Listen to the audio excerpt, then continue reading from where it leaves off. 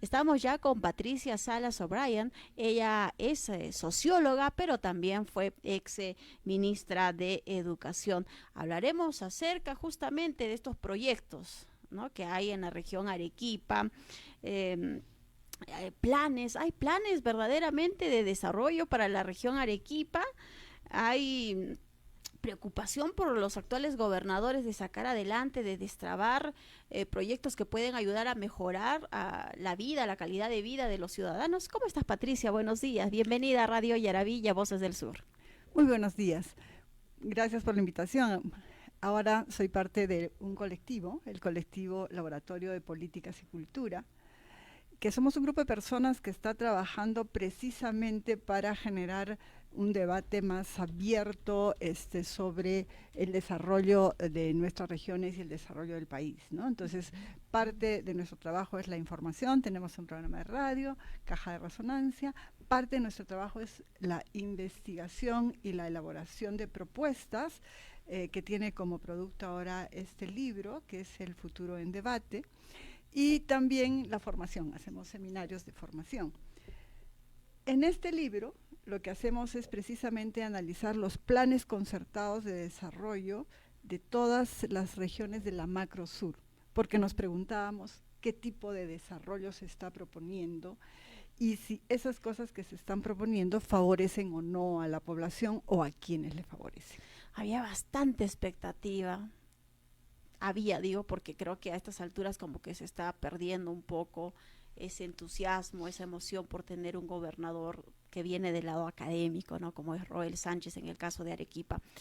Tanto así que hay procesos de revocatoria, hasta 3 en Arequipa, pero había bastante, en este caso, esperanza, ¿no?, en que con el gobernador se pueda destrabar los proyectos que ayuden a desarrollar la región Arequipa. Sin embargo, ¿cómo has visto, cómo has analizado el caso particular de Arequipa? Bueno, hay una coincidencia entre Arequipa y las otras regiones. La primera es que toda la propuesta de desarrollo está amarrada a una cierta forma de organizar la producción, lo que nosotros llamamos una matriz productiva, que está amarrada a actividades extractivas exportadoras, minería, agroexportación y ese tipo de actividades. Entonces, como que en los planes se ve que si eso no funciona, nada funciona. Cuando en realidad lo que necesita la población es mucho más que estas actividades extractivas exportadoras, porque lo que hemos encontrado también que generan muy poca economía formal y muy poco empleo. Solo el 30% del empleo es formal, tiene acceso a derechos, etcétera. El 70% del empleo es informal o es de pequeñas empresas o de lo que uno busca como consultorías, es un dato interesante, ¿no?, el que nos estás dando, porque muchos, el mismo gobernador, la Cámara de Comercio, entre otros, y ciudadanos también consideran de que sí o sí tendremos que promover principalmente la actividad extractiva porque es la mayor fuente de ingreso y que podría sacarnos de la pobreza. Sin embargo, nos estás dando datos de que no es tan cierto, ¿no? Efectivamente, y es más, si nosotros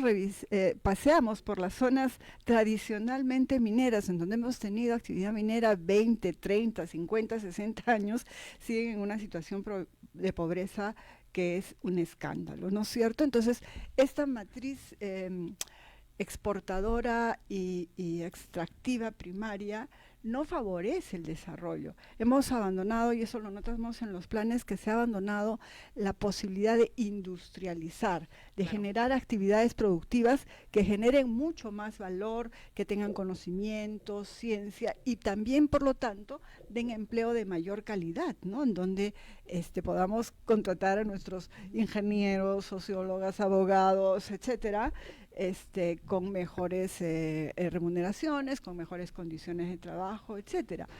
Y esto colisiona con los grandes proyectos de los que hablamos. Uno, Tía María, ¿no es cierto? Y el otro, el Majes Iguas 2. Que sigue paralizado. Pero que independientemente de que siga paralizado, si siguen un esquema de agroexportador, lo que vamos a hacer es beneficiar a un pequeño grupo que consigue empleo y a las grandes circuitos de agroexportación, y vamos a descuidar más bien la seguridad alimentaria, vamos a descuidar la posibilidad de que amplios sectores de agricultores, agricultoras pueden tener acceso a esas parcelas, ¿no es cierto? Entonces, tenemos un mecanismo de producción que no favorece para nada el desarrollo entendido como el bienestar del conjunto de la población, sino solo como un crecimiento del PBI que, como hemos visto a lo largo de los últimos 30 años, no ha garantizado la derrota de la pobreza. Esta semana, justamente hablando de proyectos extractivos, se ha dicho mucho sobre el proyecto Tía María ubicado en la provincia de Islay. La semana pasada se lanzaba este comunicado por la empresa Sauder, un comunicado a sus trabajadores, a su personal, anunciando el inicio de los trabajos de construcción del proyecto cuprífero, del proyecto Tía María. Esto evidentemente ha generado una respuesta en la ciudadanía, en la población. Los pobladores del Valle de Tambo han realizado el último viernes una movilización, una caravana, y han anunciado que para los próximos días se van a acatar paralizaciones, 2 días, el 18 y 19 de julio. Hay un descontento también por parte de la población en torno a este proyecto minero, a pesar que en un momento, o hace algunos días, desde la propia empresa minera y desde el gobierno señalan que es todo lo contrario, ¿no? Bueno, evidentemente han mentido, ¿no? No hay el acuerdo social de la población de la zona para que el proyecto se desarrolle. Y lo que han dicho es una mentira. Yo creo que cuando dicen que hay condiciones para el proyecto, lo que está habiendo es condiciones de la capacidad represiva del Estado para acallar cualquier tipo de manifestación o protesta, ¿no? Esa es la única condición que yo veo que facilitaría el proyecto. Pero es claro que en el Valle de Tambo el proyecto no cuenta con la aprobación de la población, y creo que cada vez más amplios sectores en la propia región y el país van notando que eso no tiene viabilidad. Hace unos días entrevistábamos al ingeniero Elvis Jam y comentaba serios problemas con respecto a Tía María. Una, por ejemplo, que eso impediría la construcción del gasoducto del sur, que es clave el contar con gas natural en la región. ¿Y por qué lo haría? Porque la mina pasa justo por el costado del gasoducto, y como hay explosiones, tú no puedes poner un gasoducto donde hay explosiones. Entonces va a ser o gasoducto o mina. Y eso implica la posibilidad de que no sea viable el puerto de Corío. ¿No es cierto? Anhelo, claro. Que es también uno de los proyectos grandes que se está hablando para el desarrollo.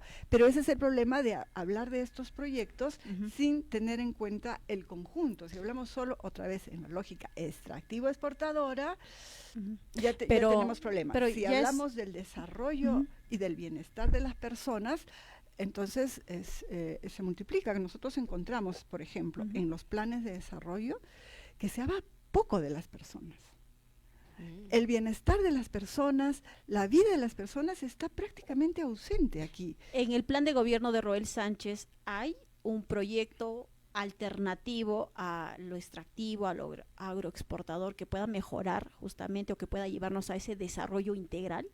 No. ¿Hay algún proyecto? No, digamos, las nociones que nosotros encontramos en los planes concertados no llevan a pequeños proyectos que no articulan una propuesta de conjunto en donde generar actividades productivas con valor, como es la industria, no están en la agenda, donde actividades de tipo social no se complementan. Por ejemplo, ¿de qué se habla cuando hablamos de lo social? De salud, educación, un poquito de seguridad social ciudadana, un poquito de lo que es vivienda, y el resto de las necesidades sociales de las personas, ¿dónde están?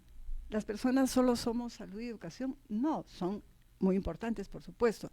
Y luego, cuando hablas de educación, solo hablas de cosas muy concretitas, la infraestructura de unos cuantos colegios, el mejorar el índice de lectura, pero no hablas de la educación en su conjunto.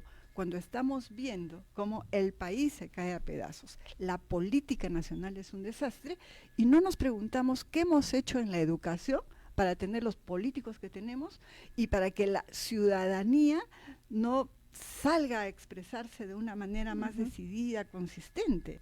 Eso también es un producto educativo, ¿no es cierto? El nivel de ciudadanía, la capacidad de análisis, de protesta. Ustedes estaban analizando hace un momento el nivel de ejecución presupuestal.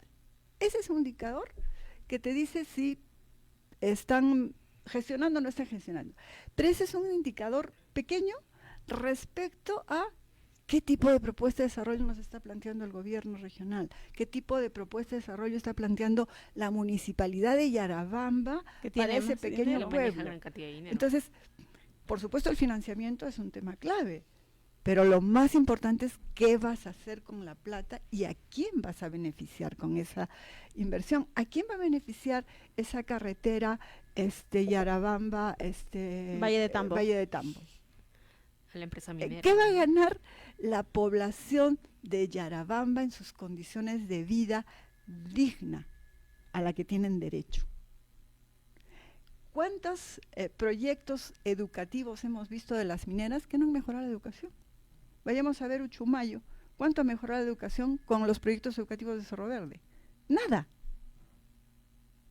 No quiere decir que no se están comprometiendo con la población. Y es una constante en todas las regiones del sur del país. ¿O hay alguna que haya...?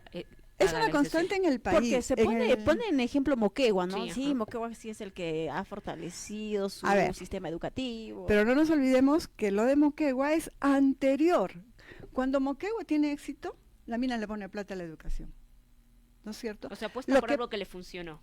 Que le funcionó al Estado peruano. Exacto. No le funcionó a la mina. Y por eso decir. Y en Moquegua la dinámica es particular, porque en Moquegua, hace 20 años que empieza el boom educativo, digamos, en moqueguano, tiene que ver con la composición social del pueblo moqueguano.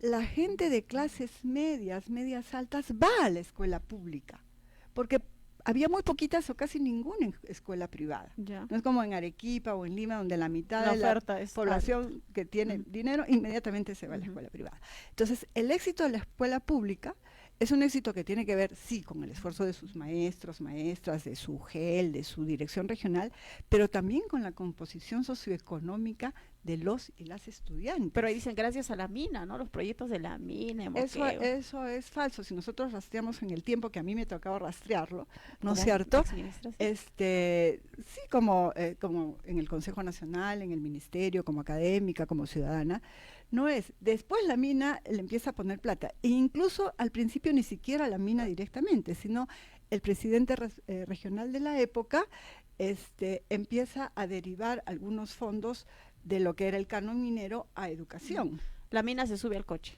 De lo que ya estaba funcionando. Claro, el primero que se sube, que tiene la perspicacia que ver que hay una oportunidad es el presidente regional, y luego la mina se sube al coche. Y sí, le pone plata, pero para reforzar un proceso que ya venía.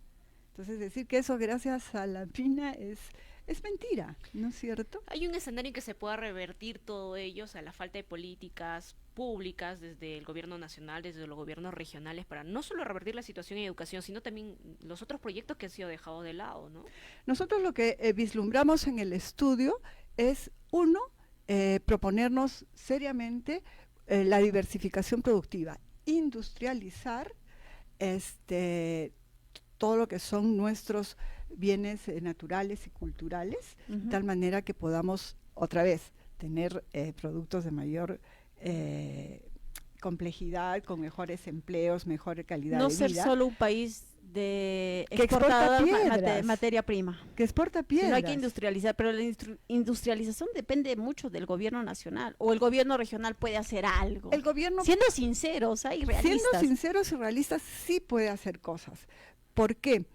Primero, porque todo lo que es la base productiva sobre la cual podría sentarse está en la mediana empresa, en la cual el gobierno puede intervenir decididamente. Y luego, otra cosa que vemos en los planes concertados, la cuarta parte de el 40% de las acciones estratégicas que se proponen no son cosas que va a hacer el gobierno regional, es gestionar, promover, fomentar.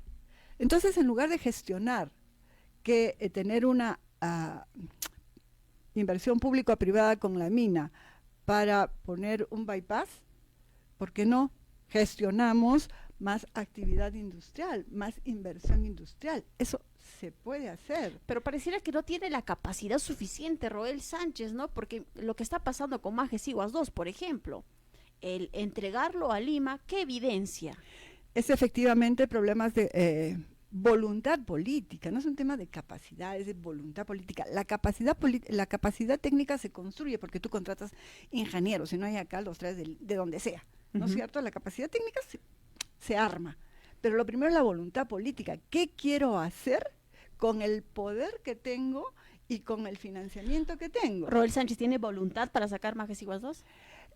Lo que está demostrando es que su voluntad está endosada al gobierno nacional, ¿no es cierto? O sea, ¿quiere simpatizar con el gobierno de Dina Boluarte o fortalecer en realidad esa simpatía porque ya mostró una posición al respecto, ¿no? Claro, en su oposición al gobierno ha retrocedido varios pasos atrás, pero para mí lo importante es cuánto quiere comprometerse con el pueblo que lo eligió.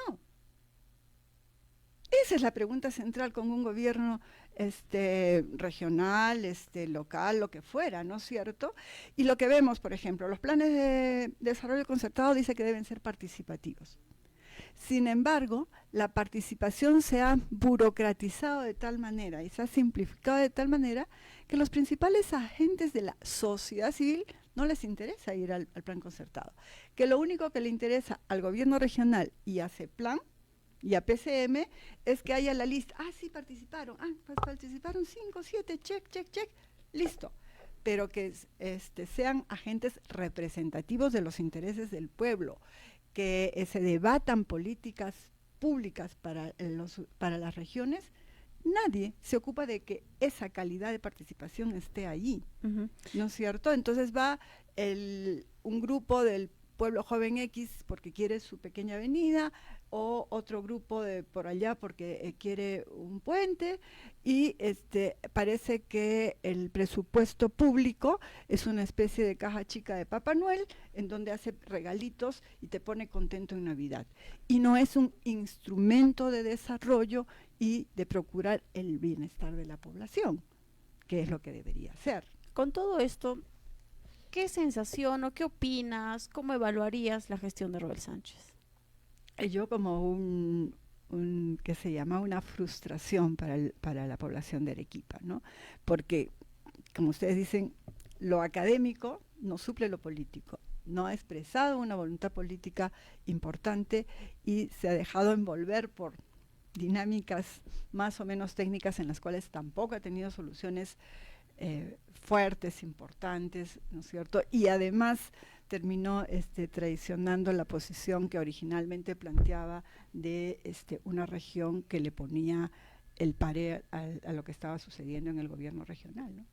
Claro, cambiar la imagen en un gobierno regional que había perdido credibilidad, e incluso también en el Consejo Regional, los integrantes del Legislativo Regional, por investigaciones del Ministerio Público, los hijos del Cóndor. O sea, venimos de desastrosas gestiones regionales, Yica, Kimberly Gutiérrez, que firmó la adenda número 13 Majes Iguas 2. Pero otra vez, desastrosas en la superficie, en la imagen, pero absolutamente, ¿cómo poder decirlo?, traicioneras de su propio pueblo al no tener un proyecto de desarrollo que favorezca al pueblo.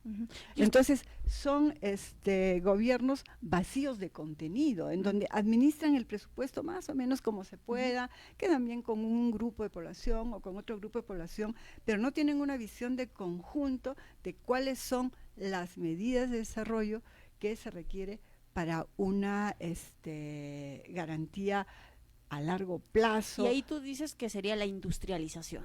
Claro, la industrialización. Un proyecto y una de desarrollo mirada, sería la industrialización. Claro, la industrialización por un lado y la otra una mirada más amplia de lo que es lo social. Pensar que salud no es inaugurar un hospital, sino que garantizar que el conjunto de la población tenga una vida saludable. Entonces, junto con el hospital, o quizás antes del hospital, es agua y desagüe, agua segura, es alimentación, buena alimentación. Entonces, una dinámica de una política agraria que esté encaminada a seguridad alimentaria. Cuando hablamos de educación, qué tipo de educación para que la gente no tenga empleo. Entonces, nadie se preocupa de la calidad de educación porque en realidad la calidad del empleo que se demanda es pequeña. Entonces, ¿para qué educación de excelencia si no tenemos grandes empresas donde trabajar, proyectos científicos en donde estar, soluciones técnicas de la industria, del agro, en qué trabajar, si no vas a trabajar en pequeños empleos que tú puedas encontrar? ¿Para qué una educación ciudadana de calidad si lo que quieres es que la gente esté calladita, que no se dé cuenta que su gobierno regional no está atendiendo sus intereses, sino de las grandes empresas mineras, y nos fijamos en detalles casi decorativos de la política peruana, ¿no? Entonces, eso es lo que demandamos de un gobierno regional, que tenga una propuesta económica, productiva, coherente con su población y que establezca un sistema de servicios públicos sociales también coherente con los derechos de la población a tener una vida digna. Que hasta el momento no lo ha mostrado, ¿no? Y ha sido muy fácil, no únicamente para el gobernador de Arequipa, Roel Sánchez, sino también para el alcalde provincial, Víctor Hugo Rivera, perder esa confianza que en su momento le depositó la ciudadanía. Roel Sánchez fue electo gobernador en primera vuelta y ahora hay una última encuesta que señala que hay una gran cantidad de arequipeños que desaprueba su gestión. Pero el alcalde fue elegido con muy poquitos votos, entonces claro, nadie puede decir que tenía como el endose de la ciudadanía, ¿no? Una ciudadanía, otra vez, que no está haciendo demandas políticas importantes porque nos estamos acostumbrando a que el debate es sobre los síntomas, no sobre las causas de la enfermedad. Entonces debatimos, mira qué corrupto está, pero no te preguntas por qué está corrupto. Mira qué ineficiente el gobierno, pero no te preguntas en qué consiste la ineficiencia o para quién es ineficiente el gobierno, ¿no es cierto? Y le decimos a la población, como lo dijo con todas sus palabras la presidenta en la época de las protestas de diciembre del 22 y enero del 23, ¿por qué me hablan de política? ¿Por qué me hablan de política? Tu pueblo no tienes derecho a hablar de política. Tú tienes que decirme si necesitas agua, ya yo veo cómo te doy agua. Tú me tienes que decir si necesitas luz y ya veo cómo te doy luz. Y es que también ocurre, ¿no?, que a muchos ciudadanos han hecho creer, y nosotros lo decimos porque aquí escuchamos, ¿no?, cuando abrimos los teléfonos, los ciudadanos dicen, no, yo no me quiero meter a política porque es feo, es horrible, como que ya me mancho, mejor que política hagan otros. Mira, eso es la forma de decirle, convencer a la población de que me dejen a mí hacer lo que quiero. Uno. Y voy a recordar algo que para mí fue importante y que para ustedes lo debiera hacer, algo que decía Eloy Arribas Lázaro, fundador de esta emisora y del proyecto de comunicación popular que es como nació Yaraví. Decía, si la política no quiere ser de la gente buena, de la gente capacitada y de la gente honrada, o mejor, si los honrados, los capacitados, los comprometidos con el pueblo no quieren hacer política, ¿a quién se la dejamos? A los inútiles, a los corruptos, y no nos podemos quejar. Entonces tenemos que reivindicar el derecho a hacer política y tenemos que ayudar a las personas a que reivindiquen su derecho a hacer política y nosotros también politizar un poco más nuestras acciones. Los medios de comunicación tenemos una responsabilidad enorme, enorme, en pasar de lo sensacional y cosmético del síntoma a siempre jalar a las causas, a los procesos, a los derechos de la población. Una última interrogante por mi parte y para ir cerrando el tema, muy interesante además la reflexión. ¿Hay cierto adormecimiento por parte de la ciudadanía, de la población, o es por la represión que en su momento el gobierno de Dina Boluarte tuvo contra la ciudadanía y la población, por ejemplo, en las movilizaciones de fines de 2022 e inicios de 2023? La ciudadanía se está convocando a movilizaciones, protestas, pero digamos que no son tan contundentes o numerosas como se tuvo durante este periodo. Mira, la ciudadanía viene siendo, comillas, adormecida desde hace 40 años, en donde los grandes procesos que nos tocó vivir con el terrorismo de Sendero, con la hiperinflación de García, con las acciones dictatoriales del propio Fujimori, nos dijeron, la política no sirve, hay que tener soluciones técnicas. Y nos machacaron tanto, tanto, tanto, que las ideologías eran las que nos llevaban al desastre, que la política nos llevaba al desastre y que había que tener soluciones técnicas, que durante 40 años hemos venido machacando eso entre adultos, en los medios, a los niños, a los adolescentes. Entonces, que hoy día la población piense que la política es mancharse, molestarse, incomodarse, es lo que tenía que ser. Por eso la contraofensiva ciudadana y del pueblo popular tiene que ser: recuperemos nuestro derecho a la política, recuperemos nuestro derecho a tener derechos, ¿no es cierto? Entonces, claro, eventos como los del 22-23, con una represión tan brutal y descarada como la que hubo, abonan efectivamente en que las personas, además de ese sustrato cultural de que la política es mala, haya temores, seguramente sí, en muchos de ellos. Además, yo quiero llamar la atención lo importante que ha sido que esas movilizaciones han venido de zonas pobres, indígenas y muy alejadas de las ciudades y de la capital. ¿Qué nos dice eso? Otra vez, que el modelo económico que venimos trabajando desde hace 40 años solo benefició, aunque sea parcialmente, a la gente de las ciudades, de la costa y de donde sale la riqueza, donde están las fuentes de agua, cero. Y no es de ahorita, ¿no es cierto? Es un modelo que yo creo que en el colectivo creemos que ha probado su ineficiencia respecto a lo que son los derechos de la gente.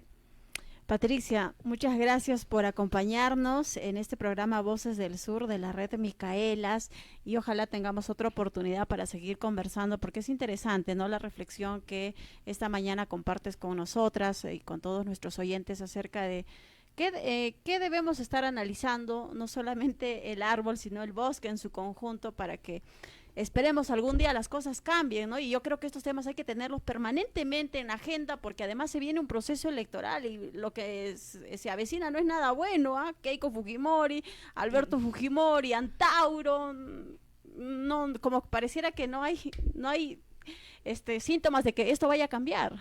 Como no hay muchos síntomas de que toda la dinámica que tengamos desde los medios de comunicación tampoco vaya a ayudar a reforzar un debate político de fondo. Si nos vamos a entretener en que Antauro estuvo en la cárcel, Keiko es una corrupta, y no preguntamos qué propone uno, qué propone el otro, a quién está beneficiando, a qué tipo de economía, a qué tipo de intereses, claro, vamos a perder otra vez una oportunidad de que la población recupere su derecho a tomar las decisiones sobre los grandes destinos de la patria. Y grandes destinos de la patria son propuestas políticas. Correcto. Muchas gracias por esta conversación, esta entrevista, y de seguro vamos a poder dialogar en una próxima oportunidad acerca de ese libro y los proyectos que también se manejan a nivel de las regiones en el sur de nuestro país.